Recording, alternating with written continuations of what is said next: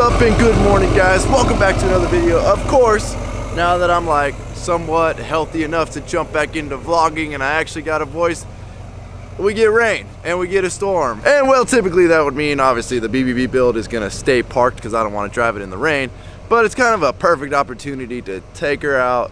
Let's go fuel her up. I don't know where she's at, but I know she's a little bit above a quarter tank. And you know, I'm trying to get better at not letting it go below a quarter tank. So since we can't really work today in the rain, and speaking of which, we'll dive into that in a little while, because I know a lot of you guys ask what it is exactly that I do for a living. So I think this is a good opportunity to break that down in a video. Man, she just sounds so good. Alrighty then. Alright, it looks like we are at just a little bit below 3/8 of a tank. I think that's good enough for me. Let's go fill her up.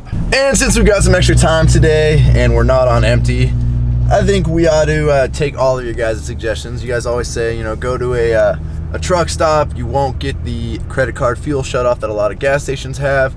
And to me, typically when I need to fill up, I need to fill up now. I don't live in an area where there's a ton of readily available truck stops.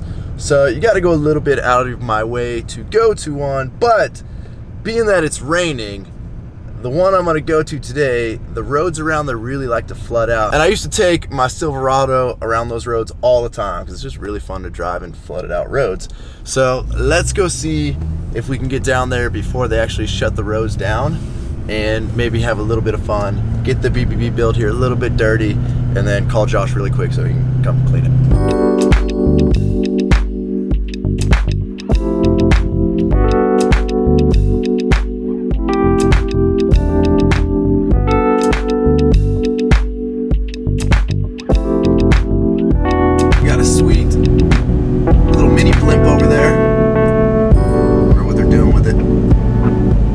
Little too bad to take that bad boy off. Well, and just like I thought, the road is all flooded out. Just ease the old BBB build into it here. Oh, they closed the main one over there. Don't mind my zoom. You see the main road over there usually gets closed this time. That road completely gets flooded out. This one's not too bad right now. I've seen it much worse.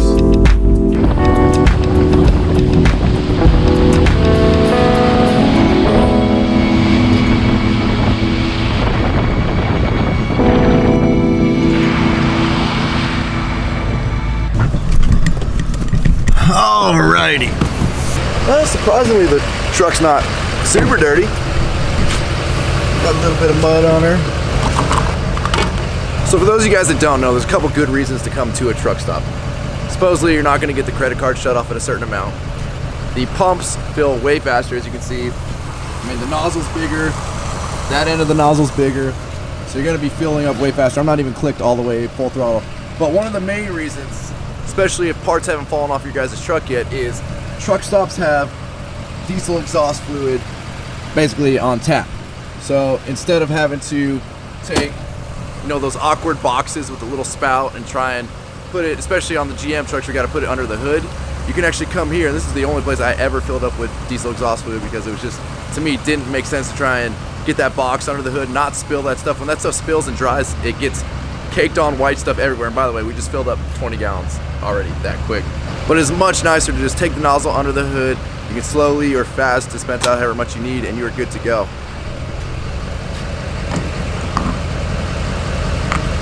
You can see just how much bigger that nozzle is than, say, one at a regular gas station. Let's get back on the road here and head back to the house. Alrighty. Looks like the rain washed most of the crap off the side of the truck. Those roads out by the truck stop are just completely thrashed, and there's so much dirt and debris on. If you see the vehicles in front of you, normally, you know, you have that spray of clear or fresh water coming off the road. Every vehicle in front of me, the spray coming off, it was just brown. It looked like we were rolling through sewers. It was pretty gross. But anyways, let's jump into kind of the topic of this entire video. And I thought I've covered this enough, or at least I've brought it up a lot, but I guess there's some clarification needed, and that is what it is that I do for a living. And I'll just start by saying that no, YouTubing is not what I do for a living. So let's start from the very beginning of kind of how I got to, I guess, where I'm at today. At about 15, I was working for a real estate agent doing open houses. I would go set up the signs, sit at the house, give tours, just basically showing houses. Nothing too crazy because I always loved real estate. And then at 16, I actually went and worked at a golf course. And I was a cart boy. Like, I literally would sit there and wait, and you bring your golf cart back to me. I'd hose it off, drive it into the cart barn, plug it in, bring out a new one. And I guess I loved it so much I couldn't get away from golf carts. But in our off time, we would have to go pick up golf balls at the driving range. And we only had one golf cart that actually had the little thing to pick up the golf balls. And I was obviously in high school at the time, so I didn't get there till after school. So whoever got there before me would usually take that. And then I would get the hand picker and just literally go around walking, picking up golf balls by hand, which was a ton of fun. Then we got this new manager, and at this golf course, the back of the driving range would get muddy from time to time, and over the years, so many golf balls had just got pushed down into the mud and forgotten about. Well, this new manager made it his goal that we were going to pick all those balls out of the ground, and he walked up one day and handed us all flathead screwdrivers and said, guess what you're doing until all those balls are out. So it took us days and days and days, and I mean, we never got them all, but it was not the most fun thing in the world. But in the end of the day, I figured out how to make that job fun. Chris would actually come over because we had just become friends in high school at that point. And we'd take golf carts and we'd go in the back of the driving range and we'd play cops and robbers and we'd do like pit maneuvers, and like the grass was always wet back there, so we'd be doing all kinds of crazy stuff on golf carts. We ended up having a lot of fun, but it was too boring of a job for me. So I eventually quit towards the end of high school. Now, I still had that real estate bug in my head and I still loved real estate. So while I was in my senior year of high school, I started taking all the real estate courses required to get your real estate license in our state, and ended up passing all those courses before I graduated high school. Set up to take the state test to get my real estate license, and then, well, the state screwed up the scheduling. There was a lot of weird back and forth, and then by the time they actually got me scheduled, I figured I forgot so much of the stuff that was going to be on the test that I said, screw it, like, there's no point in even taking this test. But in the meantime, after school, I had been going and working construction. I was doing concrete and masonry, and loved it. Loved being out in the field, loved being able to just be in different places all the time, always doing, cool stuff. And it was like, that was my home to me. I've been around construction my whole life. I've been around heavy equipment my whole life, and I loved it. So come, towards the end of my senior year in high school, everybody's talking about, where we're going to college. Oh, did you take the SATs? Now, mind you, I was a 4.0 student. Like, school was boring to me because the work was just busy work. It was easy, but I would get bored. And so when it came time for the teachers to ask everybody in the classroom, what college are you going to? Where have you applied to? And they got to me, and I was like, yeah. No, I haven't applied anywhere. And they're like, what? It's coming. You got to apply. It's getting late. I'm like, yeah, no, I'm probably going to just go out and work construction, probably end up starting my own company at some point, like just what I really want to do. And at that point, every single teacher, I think except my auto shop teacher, every single teacher laughed at me because they said, well, what, you're going to become a blue collar worker? Like, you're not going to be successful. You gotta go to college. You gotta get a degree. That's the only way to be successful. Now, at the time, I would sit there and defend blue collar work, but I would never really attack the teacher. But if you really think about all the money they spent to get their degree, to make the low pay that they make, I don't think that was the right way to go. But regardless, all I did was let that fuel my fire to go out there and really prove myself. You can laugh all you want, but at some point, I'm gonna end up proving you wrong, and that's what I did. So. Right out of high school, I started working construction, doing concrete and masonry full time. And I had a blast. I was doing that full time for about, let's say, 7 years. And then I was like, you know what? I'm starting to get a little bit burnt out. I love concrete and masonry, but it was starting to get a little repetitive for me. And I knew I needed to change. I wanted to try out different trades. I wanted to get into a bunch of different things. So I went and started bouncing around a couple different trades, tried a few different things, and got hooked on just doing something different every day. And at that point, I knew, all right, cool. I'm going to go out and get my general contractor's license. So that's what I did. Went out, got my general contractor's license, and here we are 4 years later. I mean, as you can see by all the tools that are in the garage, like, that's what I do for a living. Is I'm a contractor. I own my own business. Like I said, we've been in business for 4 years, and it's just all been word of mouth. No advertising, no anything. And it puts food on the table. I can't complain. I love it. I get to work for myself every day. I'm not a good employee. I'm not good working for somebody else, because if they're trying to get me to do something that's not right, or if their plan sucks, my plan's better, I'm going to want to do it my way. And that's okay. If you guys feel that way, there's nothing wrong with that. All that means is you should go work for yourself. It's the greatest move I ever made in my life. So once I had my own construction thing going, I had the Instagram page going for a while, and you know, it's pretty heavily filled with blue collar stuff. And I was getting a lot of kids messaging me saying, hey, how did you afford that truck? How did you do this? You know, what do you do for a living? I work for it, you know? I mean, that's what I do. Proud blue collar. I want to restore pride in blue collar work. And so I started kind of using my Instagram platform for that. I know I'm not the only kid that was told, oh, why do you want to work blue collar? You're never going to be successful. That's a joke. What do you think? You want to be on that lower echelon of society? I know I'm not the only guy that was ever told that. And to me, that's just completely wrong. Some of the richest people I know, or in fact, the richest people that I know, either started out blue collar, worked blue collar, turned blue collar into something even bigger, and there's money out there. You know, people that are willing to work blue collar trades are few and far between now because everybody preached college so hard. So basically what that means is wages go up, you're gonna get paid more to do blue collar work, and in fact, you're gonna be so needed in the next probably 10 to 15 years that you're gonna be making stupid money. I mean, it's fact, I've seen it. So the work for it movement, that was kind of the next step, and the work for it movement started on Instagram, it morphed into the YouTube channel, and it became kind of my passion project of really trying to spread this movement of blue collar pride, of restoring blue collar pride, of teaching the next generation that blue collar work is okay. You can be successful. So basically what that transformed into is, and I'll take you up there right now, so that transformed into Work For It Apparel, and that is the apparel company that I have as well on top of the construction company. And like I said before, Work For It was basically started as a movement to restore pride in blue collar work, and started off selling a couple hats here and there through Instagram. And then it just kind of blew up and morphed thanks to all of you guys and really wanting to help and spread the movement to where, you know, we were doing a couple orders here and there. And now obviously we have the full website running. We are doing thousands of orders a year. We had a dedicated full room in my house to Work For It World headquarters, AKA the office. Obviously we were running a little bit shy on Work For It hats. We will have those back in stock soon. And then what started as one room morphed into now the loft is also part of Work For It World headquarters. And to be honest, I mean, you can see just by the amount of inventory we have, we're actually outgrowing this as well, and it's just continued growth. And like I said, I can't thank you guys enough for that. It's getting to the point where we're going to need a warehouse soon for Work For It because I don't have any more rooms left in my house. So then on top of that, which those two things alone basically take up my entire day. I mean, it's wake up early in the morning, go to work, come home, we're up doing Work For It orders till about 1 o'clock, 2 o'clock every morning, and then we just kind of shut down and repeat and do it again.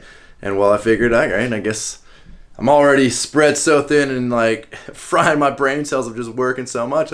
Let's add YouTube into the mix. Like, why not? That would be fun. So then I decided to take the YouTube thing serious. And in the past, I had put out a video or two here and there. And, you know, I didn't treat it like a job. And it wasn't until I treated this whole thing kind of like a job and, you know, taking it seriously enough to put out quality content for you guys that it finally ended up taking off. And you know, it blew up to me. I know I'm not as big as a lot of YouTubers out there, and I don't make the kind of money that they do. Trust me, I wish I did. But I still have to have a real job because YouTube, there's just not enough money in it yet. You know, I'm not going to dog the guys that get paid $100,000 a month at YouTube. Like, of course, at that point, like, yeah, full-time YouTube, you should. But it always bugs me when I see people dogging on these YouTube kids usually that are driving GTRs, that are driving Lambos off of the YouTube money. And they're saying, well, you kids had it easy. You just made YouTube videos. And to me, like, go pick up a camera, go start your YouTube channel, and I can't wait to see how much money you make. It's really easy to talk bad about these kids that pulled it off, man. And I respect the crap out of these 17, 18-year-old kids that are making so much freaking money by putting out videos. And it's not easy to keep coming up with content and putting out quality videos, and these kids do it. So to them, I give them huge props. You know, I don't understand why people want to beat other people up for making money. You know, they found their niche and they're doing really well at it. So now what my days consist of is getting up, going to the gym, going to work, trying to crank out a video for you guys, coming back, doing all the Work For It orders, getting them out the next morning, and then rinse and repeat pretty much. And that's not good enough for me. To me, you gotta have multiple income streams because you never know when some industry is going to slow down, when something's going to happen. You just never know. And if you're relying solely on one thing for your income, you're going to end up screwing yourself at some point. So that's why I know I've talked about it in a couple other videos. We are basically exploring another business currently right now because I guess we're not spread thin enough still. And that's kind of going to be probably, hopefully, my next venture here in the next month or so. And that'll open up a new industry that I've never been in. It'll be a big learning experience for us, which is really cool. I like to learn new stuff. I like to see the insights of new industries. And once again, it'll be another income stream for us. Because, well, YouTube, you know, until I make that $100,000 a month making YouTube videos, I got to keep actually making real money elsewhere. And the reason that I work as hard as I do is because, well, I like nice things. I like nice trucks. I like to have toys. I like nice houses. And to me, like, nobody's just going to hand that stuff to you. I mean, I hate to break it to some of you guys, but that doesn't just get handed to you. You got to go out there. You got to work for it. You got to bust your ass. And we all have the same 24 hours in a day. So it's really how you use those 24 hours that really differentiates people that make more money than people that make less money. And obviously there's so many variables, but if you are able-bodied and you can get out there and work, there's no reason that you shouldn't be able to find some type of ways to make money, multiple ways to make money. They're out there. They're out there. You just gotta be creative and you gotta be willing to try. That's the biggest thing. Be willing to try. Most people want to talk. They got these ideas and all this stuff, and only if I had the money, or if only somebody just came and said, yeah, we'll help you start that. You got to try. Nobody's going to do that. That doesn't happen. Trust me. I've had ideas where I was waiting, like, yeah, at some point, you know, one of the guys from Shark Tank's going to come knock on my door and be like, hey, well, Ryan, we got $20 million here for you. We heard you got this great idea. Let's just make you a billionaire. And it doesn't happen. You got to put one foot in front of the other. Start small. You know, if you want to start in construction, buy yourself a couple of tools, go out, work with what you got. You know, once you get a little bit more money, you can buy some nicer tools or you can upgrade your equipment. You know, we don't all start off with top of the line tools. As you get more money, the equipment gets nicer. It becomes easier to get the work done. It becomes more efficient. Eventually, you start hiring people or you start subbing stuff out and you grow. You always got to start small, though. And a lot of people are afraid to start small, but to me, like that's just the core of it. But it's definitely not easy. And there are days that I feel like my brain is so fried. Just so many emails, so many direct messages come in from you guys. It's absolute chaos. And for those of you guys that I haven't gotten back to, I apologize. It's more than one person can handle, unfortunately, and actually have careers and businesses and all that. But I try to get back to as many of you guys as I can. I mean, I'm to the point now where it's like so borderline needing to hire a personal assistant just to handle like the media correspondence. So if any of you guys are local and you enjoy that side of stuff and you know, you can hold a camera, you enjoy emailing people, you enjoy direct messaging people, you know, I mean, we may or may not be looking for a personal assistant. But anyways, guys, I know we've done 2 videos kind of in the house. I wasn't expecting the rain today, so that kind of caught me off guard. And, you know, I hope you guys do enjoy these videos as well as going out and doing stuff. You know, I like to break things down. I like to give you guys, you know, what little insight that I have. I like to talk about things that happens. But with that being said, we're going to wrap up this video. Thank you guys so much for watching. Thank you for those of you that have been following the YouTube channel, that have helped grow it to where it's at. Those of you that have supported the Work For It movement. And if you guys want to check out the Work For It movement, I will put a link down in the description as well as right here, workforitapparel.com. And let's just help restore pride in blue collar, because I am sick of hearing these stories of teachers preaching the fact that you will never be anything being blue collar. It is not true. Also, don't forget to give this video a like, aka a thumbs up. You guys are the best. I'm about to sit down right now and start cranking out today's Work For It orders. I will catch you guys in the next video. I'm out. Damn.